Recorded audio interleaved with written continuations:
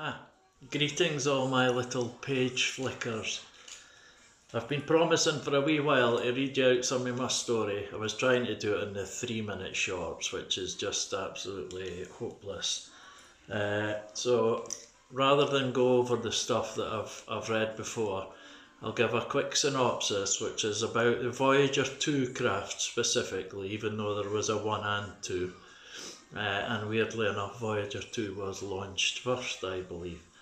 Anyway, they both had their own remits to take care of, which was mapping for the first time the outer giants to our solar system, and then continuing on. As we all know, they're now in interstellar space, which is apparently weirder than we thought.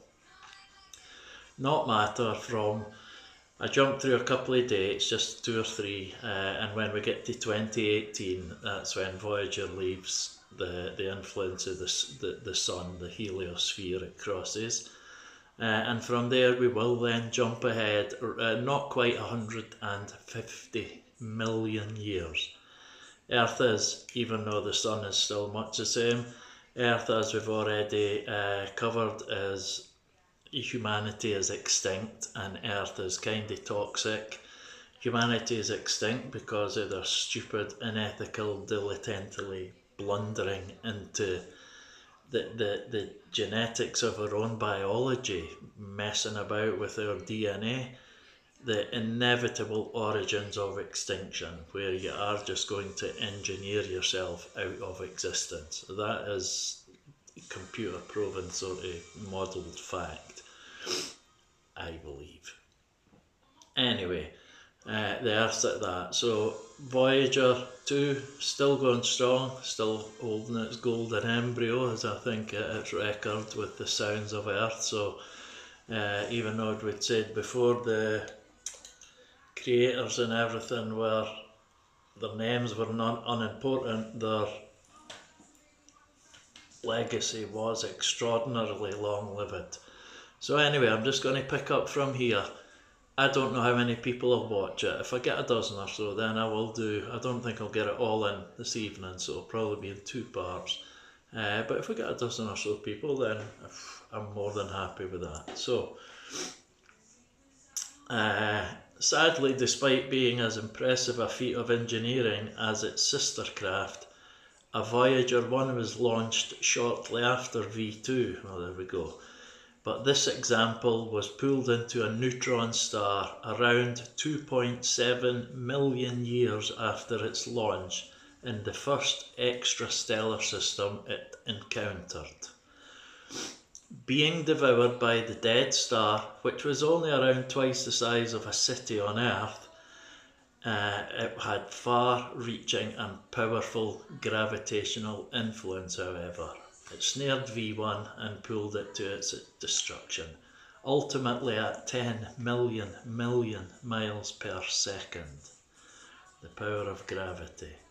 Voyager 2 successfully achieves its own remit, however, and is guided through its solar system. A remarkable event for any species to achieve.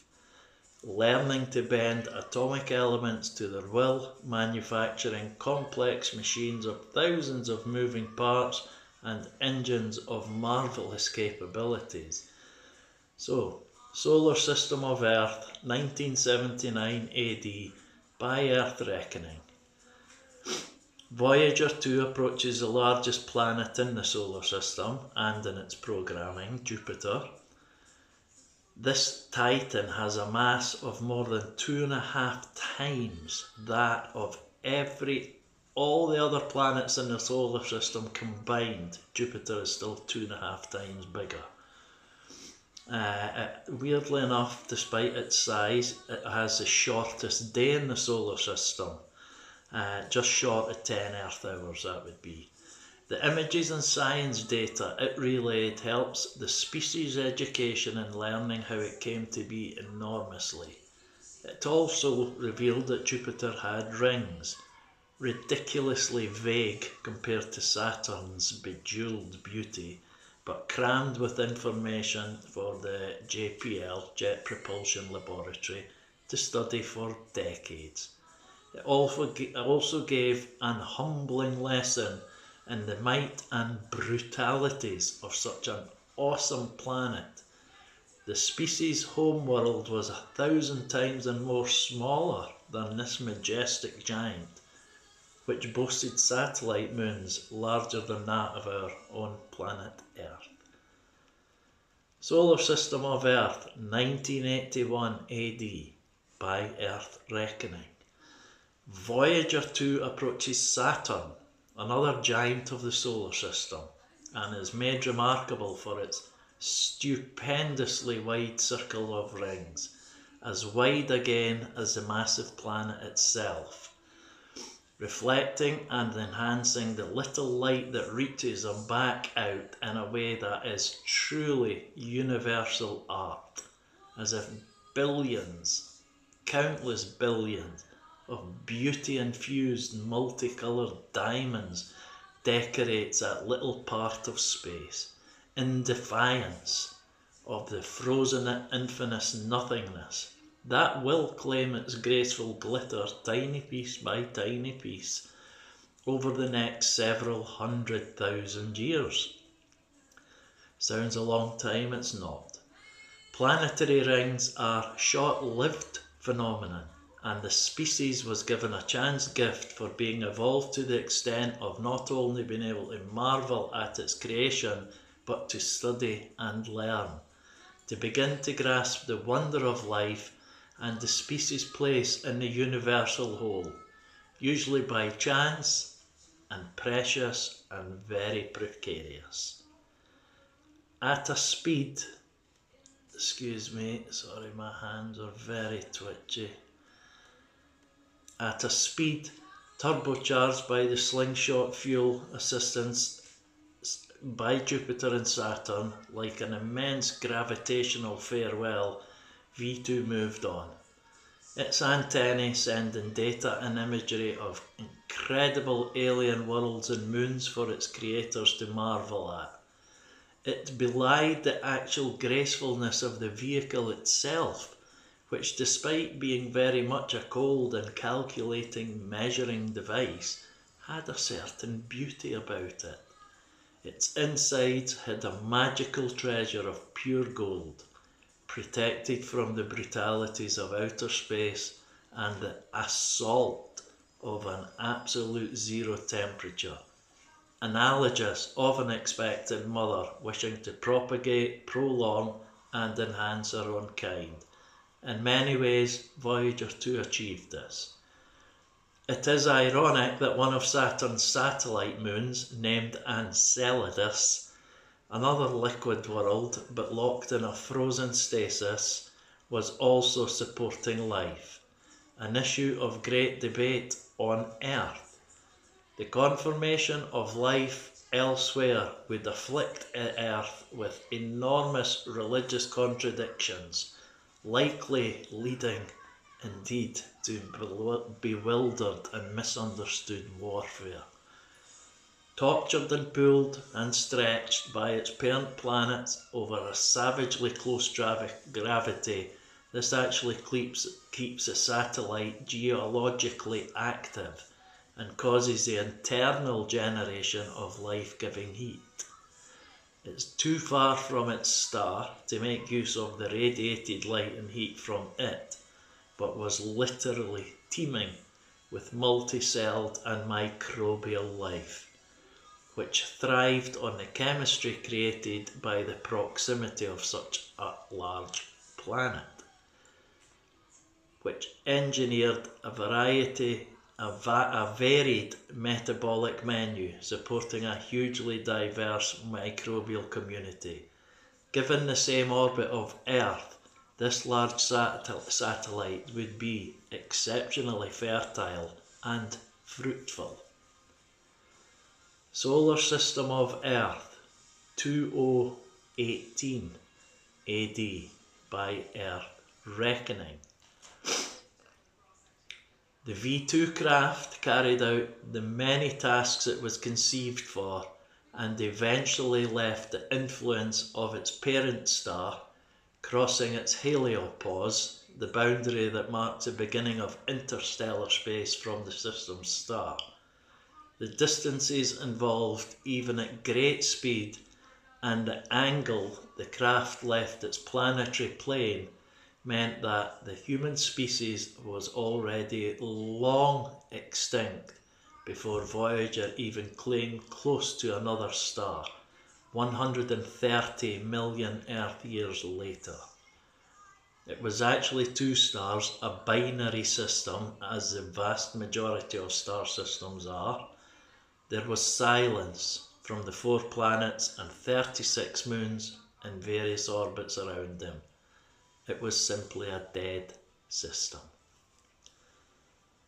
142.6 million AD by Earth reckoning. The star was red and giant. It was late in life and had swollen to more than 10 times its original mass, although was of a significantly low enough density to remain in this late phase of stellar evolution for more than 100 million years. It had long ago consumed its 2 barren inner planets, tortured and altogether lifeless worlds of extreme temperature changes. Its 3 large gas planets were incapable of supporting life. However, the largest of these gas monsters, the farthest from its sun, had a small frozen moon that was pushed into evolutionary overdrive with the simple addition of the precise amounts of heat and light. There are 1,000 things that must be right for any world to be productive and enter the category of special, but light and heat are the wonderful energies that activate the process.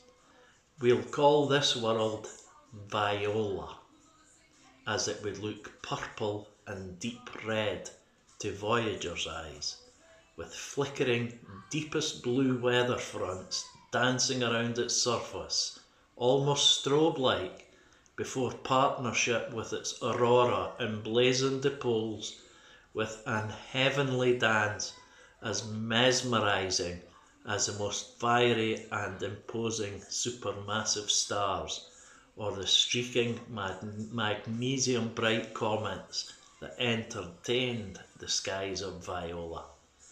By sheer chance, Voyager2 was passing within several million miles of Viola, a hair's breadth away, as any closer would have seen it captured by the planet's modest gravitational force, ending up in ever-decreasing circles before burning up in the skies above the oceans, although any life on the planet would be apathetic to that display. On the planet Viola, still 142.6 million AD by Earth reckoning. It was a watery world, composed of 2 very similar oceans. We'll call them the Red Sea and the Blue Sea. The largest, most massive of these, the red, actually covered the entire planet, whilst the smallest of the 2, the blue, was still enormous, being of the size equivalent to twice the size of Earth's Mediterranean, with a 56,000-mile volcanic caldera almost like a halo, which made a complete mountain range of daunting height and completely encircled the Blue Sea, keeping it separate from the red. There was no break in these highland peaks and little in the way of weather sufficient for any erosion of note. No life in any sense of the definition had evolved onto land going, save a basic seaweed, which bore a closer resemblance to algae. It had colonised the first dozen or so metres of the outside caldera, creating the illusion of a skirt frill all the way around the entire range. The towering, lofty rock above was dark and bare and full of sharp, deep crevices, and they were altogether bleak. So we have a small world, completely watery, with one circular sea cut off from the main. The Red Sea is the large one, the Blue Sea is the small one. There was no contact between the oceans, save for an event that occurred approximately every 51 Earth years. It had been this way for several millions of years and was the mating time for the largest of the relatively few life forms with the ability to see, the Maron. Vision was an unnecessary luxury for small fish, eel-like worms, and other aquatic animals on Viola, as the oceans are murky and more dense than pure water. However, the Maron needs sight as it provides an essential service in the procreation and continuation of its own species during the mating season's tidal movement, which allows the Marons to be lifted way up onto the highland plateau. Being able to see allows safe passage when negotiating the treacherous and craggy uplands. Only male Maron, who live their entire lives in the Blue Sea, save for several days every 51 years during the mating season, do this, and only the very strongest succeed in reaching the apex, allowing the exhausted animal an almost easy downslide to the Red Sea, where the females of the species called out their presence with a sound which would have sounded mournful and very sad to Voyager, but wonderful and happy and welcoming to the Maron. Maron. The distant songs rose and fell and rose and merged. Nearby or far away, the sounds' origins carrying a pleading, nearly desperate urgency as the females detect the coming events. The huge star in the sky, it causes an insistent feeling of efficacy, of a need to hurry. Something is different, but only the older female Maron sense this. However, their anxiety transfers itself all too easily to their younger population, whose instinctive feelings are at odds with the signals being communicated by the older Maron. The female Maron live exclusively in the largest of the oceans, the Red Sea. The slightly different temperatures, salinity levels, and many other essentials besides meant that the other sea was completely toxic to them, and the males are only able to survive for several days in the largest ocean because of a special sac they possess, exclusively for use during this mating season, in which they can retain a reservoir of their own water. This serves two purposes. The first, as described, kept the male in effect enclosed in its own world's water. The second reason is vital, as there resides inside the main sac a smaller and altogether more complicated biological pouch. This carried the fertilized male embryos to be taken back by the males to the Blue Sea to live their lives out there, perhaps, hopefully, to return to the Red Sea as adults themselves when their turn to face their own test arrives. The female embryos were retained by the females and raised in the Red Sea. So the Blue Sea is male, and they take the male embryos back with them. In the Red Sea, the females are kept there. This mating ritual had evolved over several millions of years and worked well on such a fair weather planet, almost placid in attitude, relaxed and calm, with the balance of life currently perfect for the planet's inhabitants.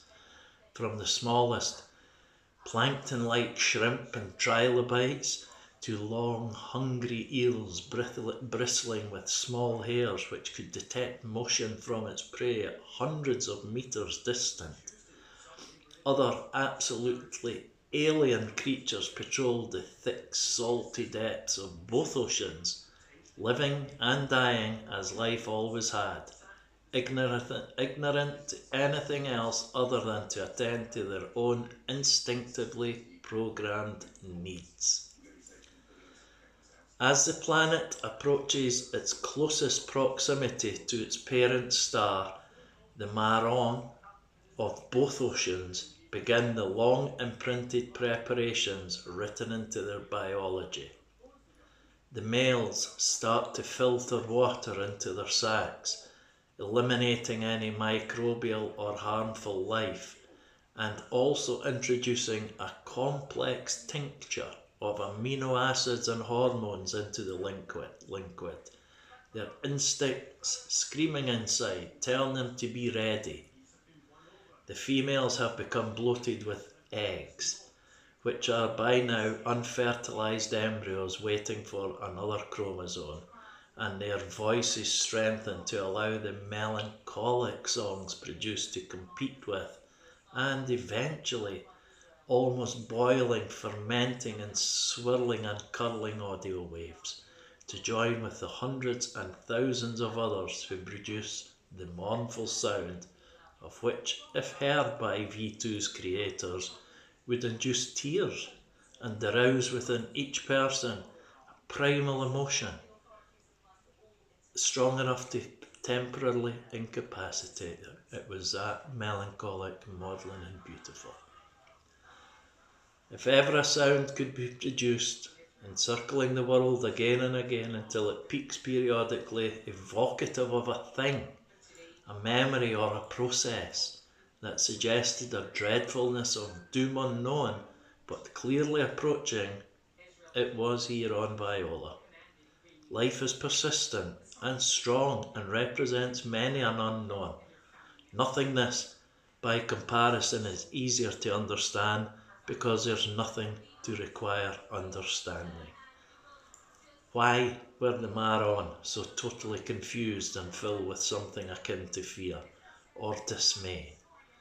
There had occurred almost 30 years previously a major geological cataclysm which was felt by every living thing on the planet at the time, understood by none, but distinctly remembered by one, and at the same time it sealed the fate of the Maron.